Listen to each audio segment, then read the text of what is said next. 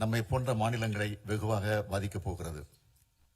மக்கள் தொகையை பல்வேறு சமூக நலத் திட்டங்கள் மூலமாக கட்டுப்படுத்திய நம்மை போன்ற மாநிலங்கள் அதன் காரணமாக நாடாளுமன்ற தொகுதியின் எண்ணிக்கையில் நமது பிரதிநிதித்துவத்தை அதிகம் இழக்க நேரிடும். எனவேதான் இதனை நாம் கடுமையாக ஆணித்தரமாக எதிர்க்க வேண்டிய காலகட்டத்தில் இருக்கிறோம். தற்போதைய மக்கள் தொகை அடிப்படையில் தொகுதி மறுசீரமைப்பை ஏற்றுக்கொள்ள முடியாது என்பதில் நாம் அனைவரும் உறுதியாக இருக்க வேண்டும். இங்கே இருக்கும் ஒவ்வொரு மாநிலமும் பயனுள்ள மக்கள் தொகை கட்டுப்பாட்டின் மூலம் குறிப்பிடத்தக்க முன்னேற்றத்தை காட்டியுள்ளன. இத்தகைய மாநிலங்களை தண்டிப்பதாக இந்த நடவடிக்கை இருக்கப் போகிறது. மக்கள் பிரதிநிதிகளின் எண்ணிக்கை குறைவதன் மூலமாக நமது எண்ணங்களை சொல்வதற்கான வலிமை குறைகிறது. இந்த ஆண்டு காலமாக மணிப்பூர் மாநிலம் பற்றி எரிகிறது. 2 ஆண்டு காலமாக மணிப்பூர் மாநிலம் பற்றி எரிகிறது.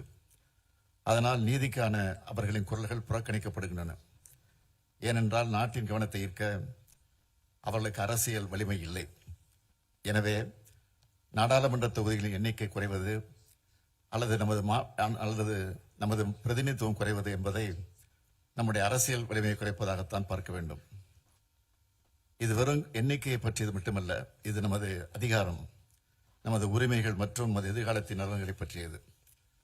பிரதிநிதித்துவம் குறைந்து வருவதால் நமது மாநிலங்கள் நமக்கு தேவையான நிதியை பெறுவதற்கு கூட போராட வேண்டி வரும். நமது விருப்பமில்லாமல் நமக்கான சட்டங்கள் வடிவமைக்கப்படும். நமது மக்களை பாதிக்கும் முடிவுகள் நம்மை அறியாதவர்களால் எடுக்கப்படும். பெண்கள் அதிகாரம் அடைவதில் பின்னடைவுகளை சந்திப்பார்கள். மாணவர்கள் முக்கிய வாய்ப்புகளை இழப்பார்கள். உழவர்கள் ஆதரவின்றி பின்தங்குவார்கள். நமது பண்பாடு, அடையாளம் மற்றும் முன்னேற்றம் ஆபத்தை சந்திக்கும்.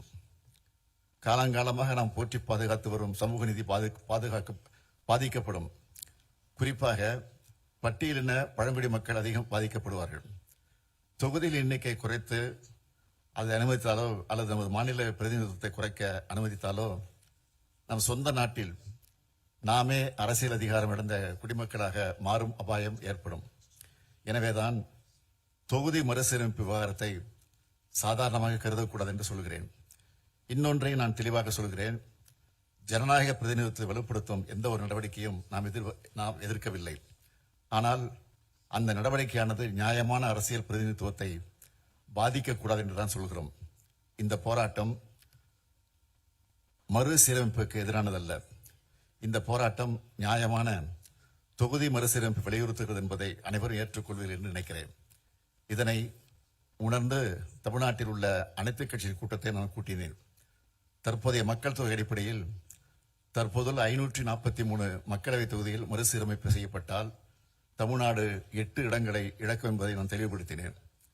நாடாளுமன்றத்தின் மொத்த இடங்களின் எண்ணிக்கை அதிகரிக்கப்பட்டால் தமிழ்நாடு 12 இடங்களை இழக்க நேரிடும். இது நமது அரசியல் பிரதிநிதித்துவத்திற்கு நேரடி அடியாகும் என்று சொன்னேன். மறுநாளை கோயம்புத்தூரில் ஒன்றிய உள்துறை அமைச்சர் அமித்ஷா அவர்கள் ஒரு நிகழ்ச்சியில் பங்கெடுத்து உரையாற்றும் போது தமிழ்நாடு மற்றும் பிற தென் மாநிலங்கள் விகிதாச்சார அடிப்படையில் நாடாளுமன்ற இடங்களை இழக்காது என்று கூறினார். உள்துறை அமைச்சரின் விளக்கம் தெளிவாக இல்லை, குழப்பமாகத்தான் இருந்தது. 2023ஆம் ஆண்டு தெலுங்கானா மாநிலத்தில் பரப்புரை செய்ய வந்த பிரதமர் மோடி அவர்கள் சாதிவாரி கணக்கெடுப்பு நடத்தி மக்கள் தொகை அடிப்படையில் சமூகங்களுக்கு பிரதிநிதித்துவம் வழங்க வேண்டும் என காங்கிரஸ் கட்சி சொல்கிறது. அடுத்ததாக தொகுதி மறுவரை நடக்க உள்ளது. காங்கிரஸ் கட்சி சொல்வதைப் போல மக்கள் தொகை அடிப்படையில் மக்களவைத் தொகுதியை மறுவரை செய்யப்பட்டால் தென் மாநிலங்கள் 100 தொகுதிகளை இழக்க நேரிடும். தென்னிந்திய மக்கள் இதனை ஏற்பார்களா என்று கேட்டார் பிரதமர்.